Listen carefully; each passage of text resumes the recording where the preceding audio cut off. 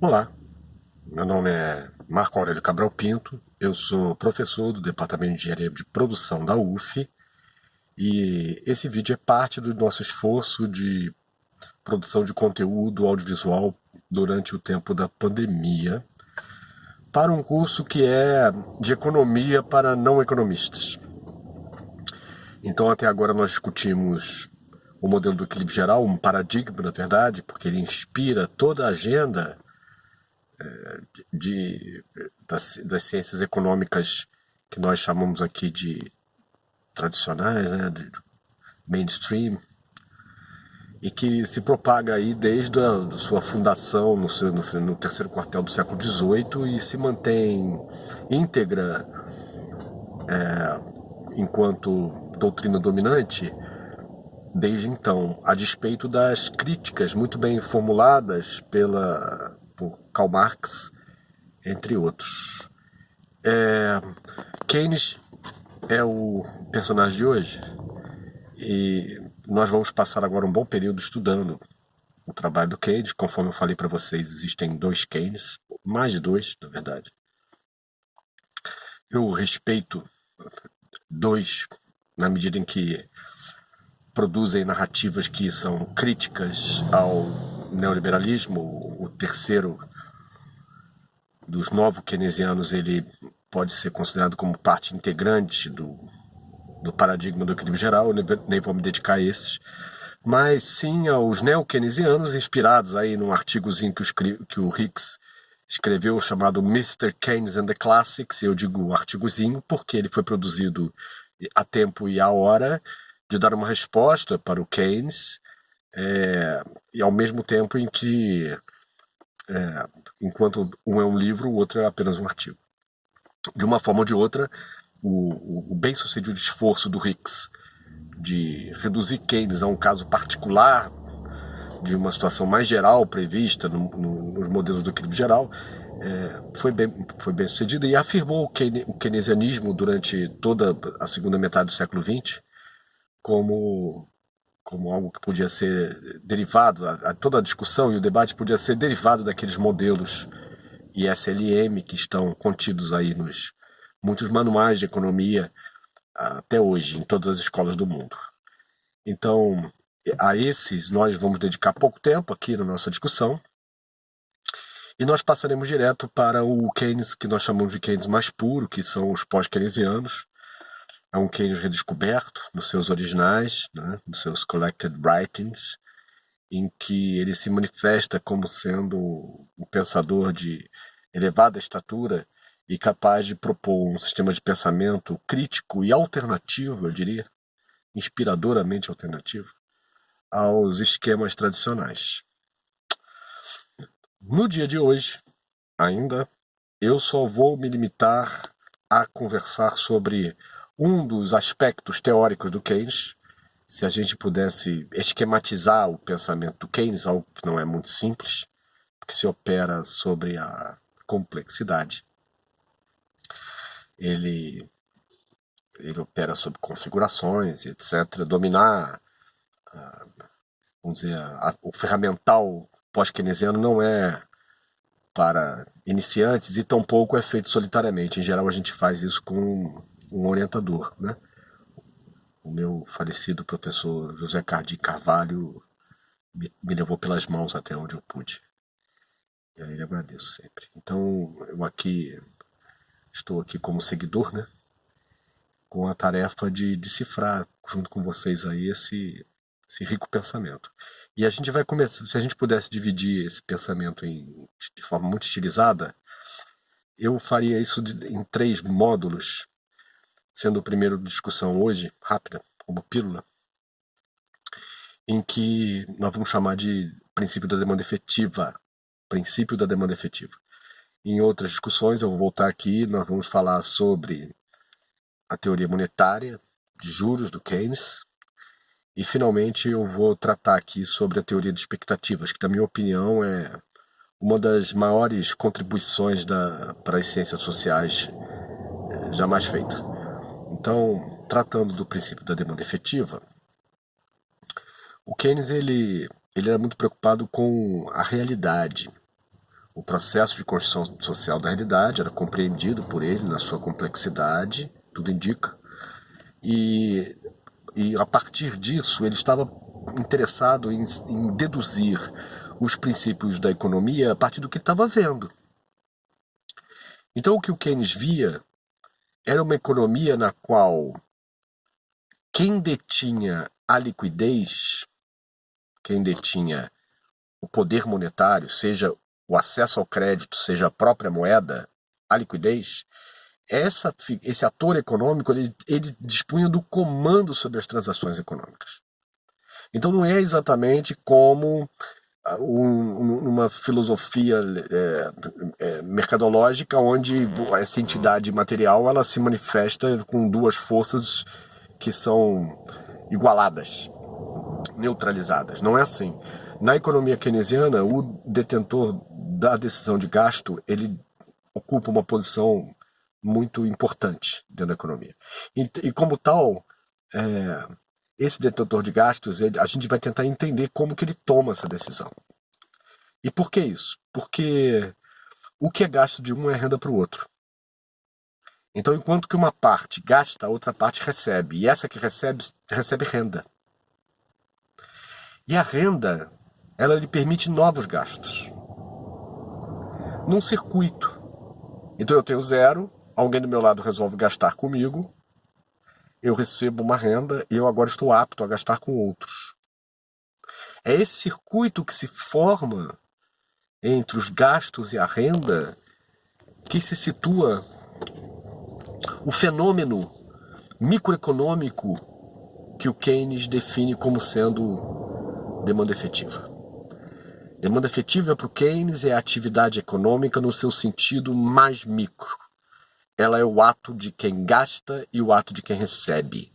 Porque quem gasta abre mão da sua liquidez, abre mão da decisão de gasto, ele gastou, ele adquiriu um bem, uma mercadoria, um ativo, um imóvel, qualquer coisa, mas na hora que ele faz isso, ele agora depende do gasto de outros para transformar aquilo ali em dinheiro novamente. Então é como se esse sujeito, ele agora passasse de uma posição autônoma a uma posição dependente. Mas quando ele faz isso, ele passa a bola adiante para o próximo decisor. Ele passa a liquidez, ele passa a decisão de gasto. E a decisão de gasto passa a ser, portanto, tomada sequencialmente por múltiplos indivíduos, com múltiplos objetivos. É uma cadeia que, em princípio, não tem fim. Se circunscrevermos como domínio um território qualquer, vamos dizer, um país.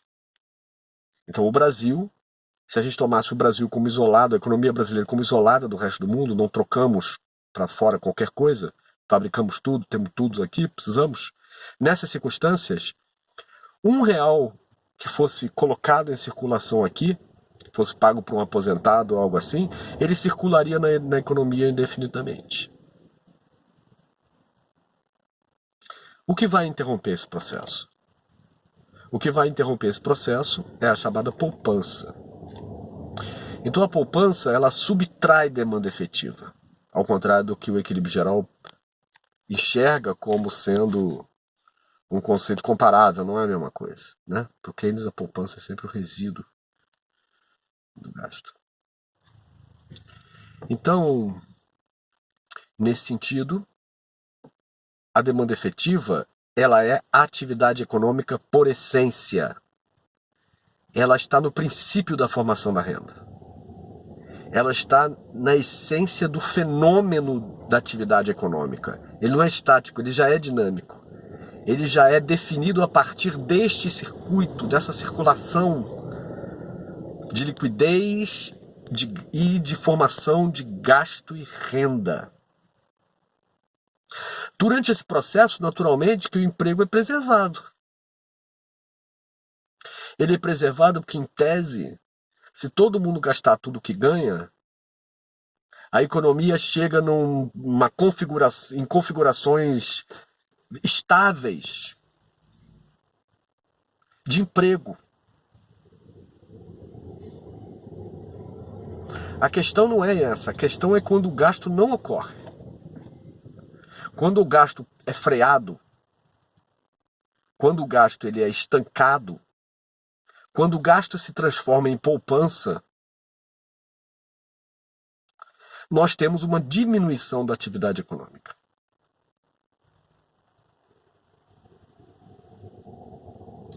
Para onde vão os recursos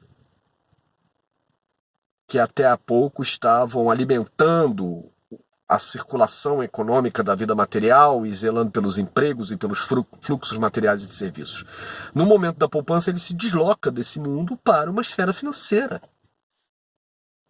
sem nenhuma garantia de que vai voltar, diria o Keynes.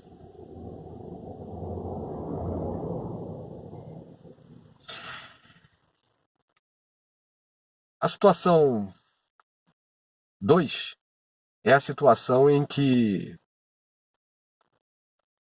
as empresas resolvem investir. E aí, nesse momento, ao invés da simples circulação de recursos, ao invés da manutenção da atividade econômica, de configurações estáveis de emprego, renda, lucros, etc., numa economia, no momento em que as empresas resolvem investir, ou ocorre o gasto de investimento, nós agora temos a contratação de novos empregados. Há uma diminuição do emprego. Por quê? Porque na hora que ocorre o investimento, gente que estava desempregada passa a ser empregada para realizar o investimento. Aquelas que estavam cuidando do dia a dia, da capacidade instalada da economia como um todo, lá continuam. Para o investimento é importante trazer emprego novo, em geral qualificado. Então nós puxamos a economia, ou puxamos a atividade econômica, criamos renda onde não existia. E essa renda agora vai se transformar em consumo, que vai se transformar em faturamento das empresas, que vai se transformar em lucro das empresas e que vai fazer com que elas continuem investindo.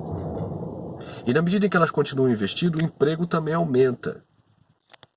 O emprego continua aumentando, aumenta o salário, aumenta a renda, aumenta a massa salarial, aumenta a renda, aumenta o faturamento das empresas, aumenta o lucro das empresas e nós temos mais investimento.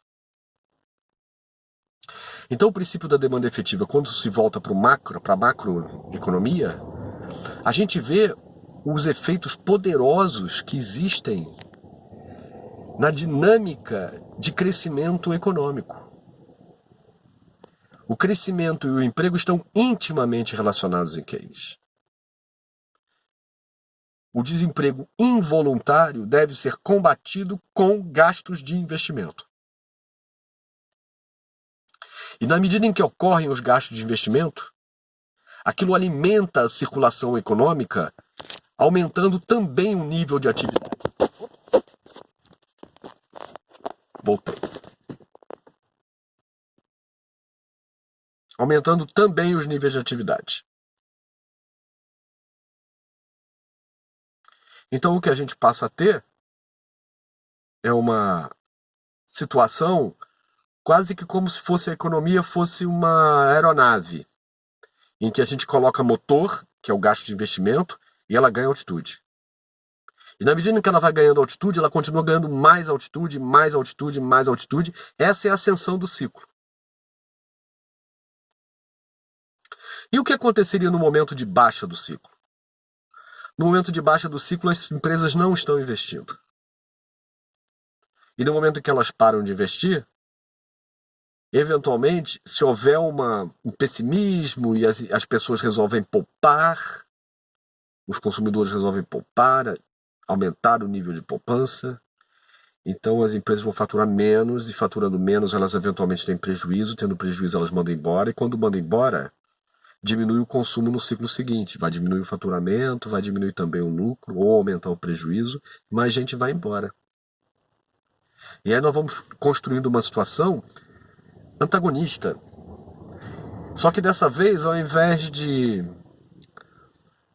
do ciclo econômico ascendente, onde o crescimento pode se acelerar, que é bem-vindo até certo ponto de vista, mas no ciclo de baixa, esse avião vai para o chão. Então, nós encontramos ameaças à frente de instabilidade no sistema econômico e político, na medida em que permitimos, enquanto decisores, enquanto tomadores de decisão, o incentivo à poupança ou à diminuição dos gastos, privados e públicos. No momento da crise, vai dizer o Keynes, é imperativo que o Estado produza demanda efetiva. E essa demanda efetiva, ela pode ser multiplicada se, enquanto emprego, se for direcionada para setores que vão alavancar investimento.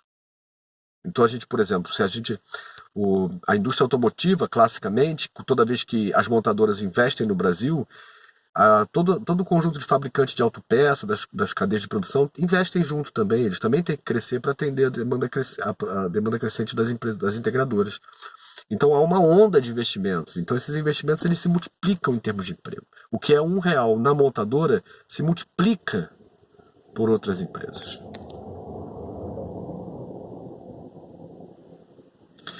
A demanda efetiva, portanto, tem um aspecto micro, que é o aspecto de explicar o dia a dia, a circulação, por que as pessoas gastam, de onde elas recebem. Por exemplo, uma área pobre, um território pobre, é um território carente de demanda efetiva.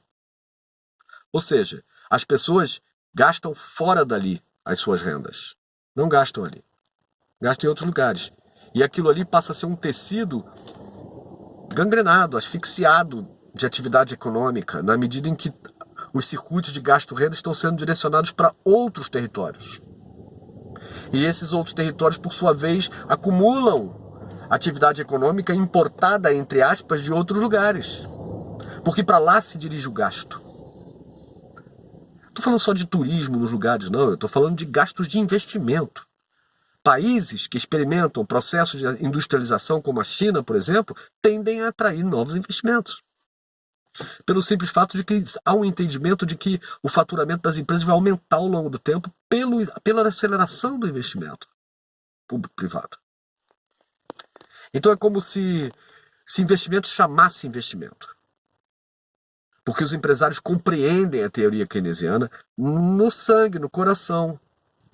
Eles escutam o neoliberalismo, mas os empresários industriais, comerciais, eles compreendem Keynes no coração, no dia a dia deles, da maneira como eles administram os negócios. O princípio da demanda efetiva talvez seja uma das maiores sacações em ciências sociais que nós vamos conhecer no século XX. E olha que nós estamos comparando com outros caras de grande porte, hein? Gente que não é pequena, não. Entre outros, Weber e tudo demais. Então,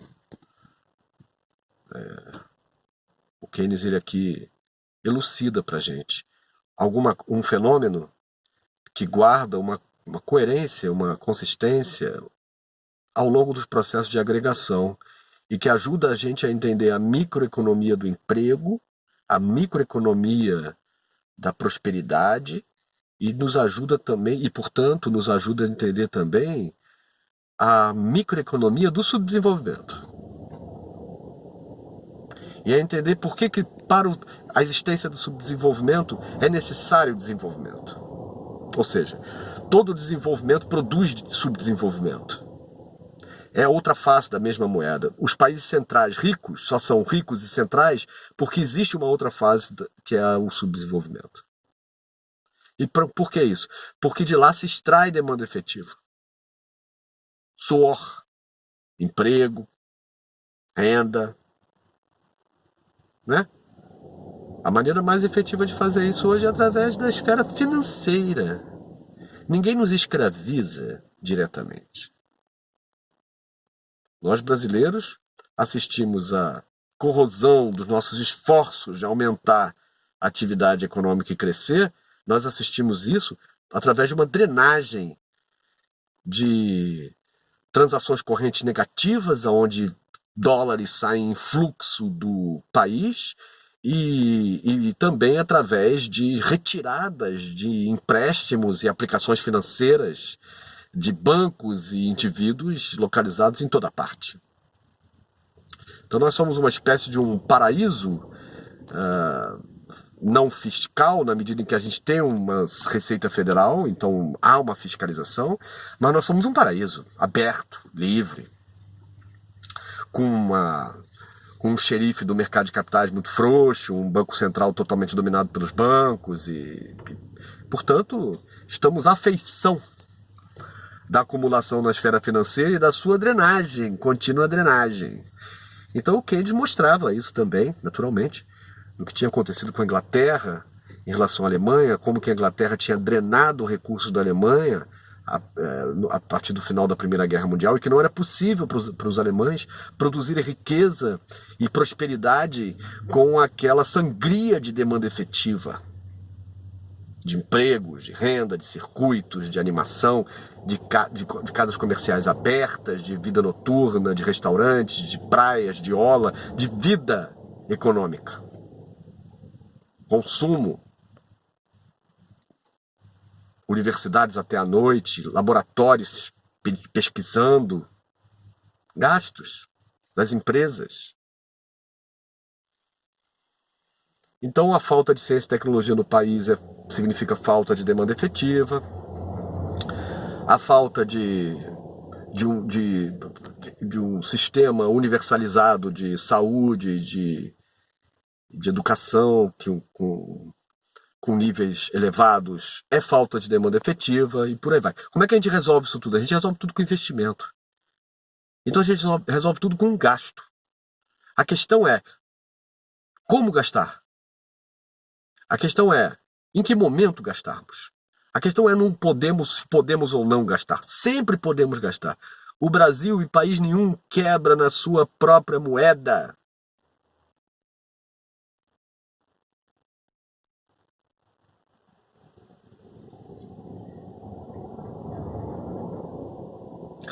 O princípio da demanda efetiva, ele se refere às escolhas pessoais. Se eu só compro produtos nacionais, eu estou fazendo substituição de importações, sem precisar taxar. Então, vamos dizer que os Estados Unidos têm um sucesso em transformar os chineses em bandidos do mundo. Eventualmente nós não vamos comprar chinês porque a gente não acredita na qualidade ou qualquer coisa, entendem? Então, a decisão individual, ela é sempre uma decisão respeitada, mas na medida em que ela é coordenada por algum mecanismo e canalizada, ela faz diferença. Do que depende o gasto, pessoal? Do que depende a microeconomia do gasto? A microeconomia do gasto depende da incerteza. Então, do que depende o emprego? O emprego depende do gasto. Quanto maior o gasto, maior o emprego. Do que depende o gasto? O gasto privado depende da incerteza. Se a incerteza está elevada, ninguém investe. As pessoas poupam, as empresas não investem. Então a gente vai ter uma situação de destruição de demanda efetiva com a poupança, o aumento da poupança, e de emprego. Então, um baixo astral, uma crise moral, ela rebate sobre a economia, gerando crise econômica. A incerteza e a sua gestão perante a opinião pública é um aspecto chave da estabilidade dos sistemas econômico e político. Exatamente por essa razão.